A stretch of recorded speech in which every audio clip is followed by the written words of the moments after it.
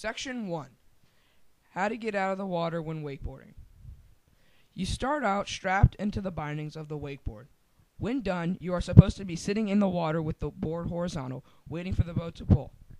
When the boat starts to pull, you have to let the boat pull you out of the water, almost like someone pulling you out of a chair. When you feel your butt start lifting out of the water, you need to flip or turn your board towards the boat while holding the rope attached to the boat. If this method does not work, you can flip the board as soon as you feel the boat starting to pull. Do not expect to get up on your first try, because starting is the hardest part of wakeboarding. Mainly, you get up with balance and experience. A word of caution before we move on is to never hold the rope after you've fallen, because there's a slight chance that the boat will pull your arms off, or it will drag you under the water.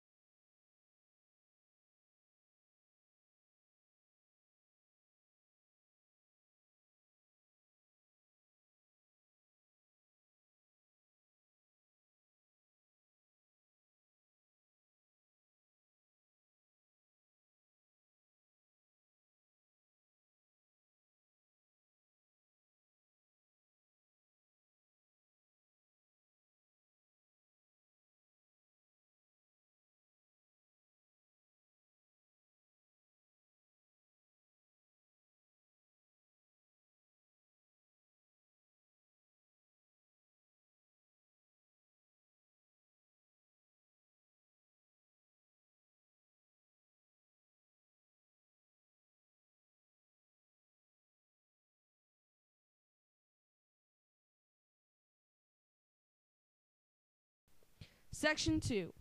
How to ride the wake and carve. First of all, the wake is that little hill of water that you see the boat create. After getting out of the water, go ahead and pat yourself on the back, because you've gotten through one of the tougher parts of wakeboarding. What you have to do now is always remember to keep your weight leaning backwards, or else the front edge of your board will catch the water and flip you over. Go straight and get yourself comfortable before doing anything else. After you are accustomed, go ahead and test turning, if you're really brave, start trying to carve.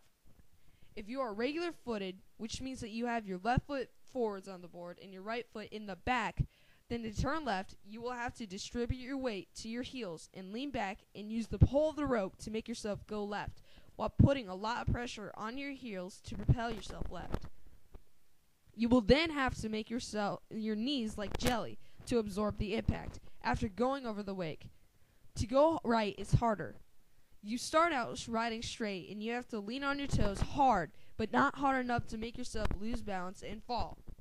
After you are leaning over your toes, you will have to make your knees like jelly to absorb going over the wake, like what you had to do when you were turning left.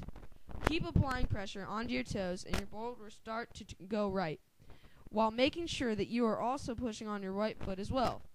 However, to carve, you will do this but faster, inside the wake and going left and right, transitioning your weight equally while doing this. Mostly, this comes with practice, and you really have to feel it to know what I'm talking about.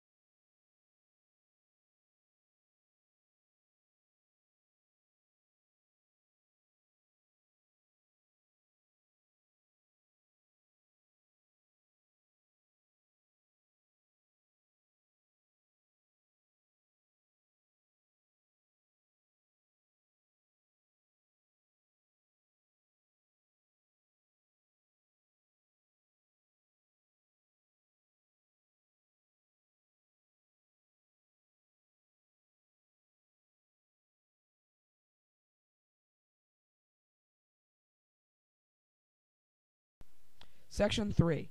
How to jump. After you get turning down, you'll have to turn hard whichever way you feel good. Anyways, after getting far outside the wake, you'll have to turn back towards the wake. Slowly turn the front edge of the board and make sure that the rope is nice and tight while doing so.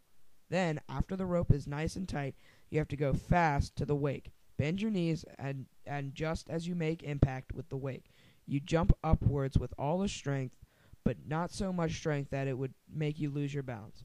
When in the air, remain calm. If it starts to feel like time freezes, just make sure your board is straight and your knees are bent to absorb impact. When you have landed your board will make a smack, and if you start to lose your balance, you can fall or you can fight to hold on. Just remember to let go if you fall.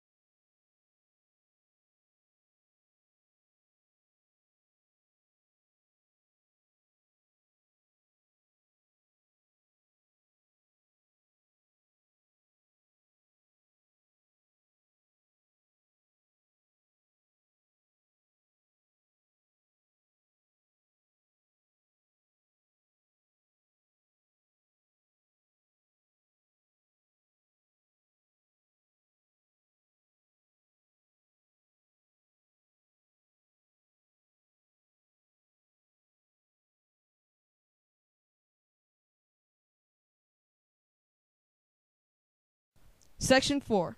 How to do a 180. A 180 is very simple to explain, but very hard to do until you've done it at least 3 times in a row. You do the exact same thing as jumping, except when you're just about ready to jump, start rotating your back foot of your board to the front of your board. The hardest part about this trick is the landing, which you have to land with the opposite foot in front of you, which feels completely foreign for the first couple of times. All I can say about this one is practice, practice, practice.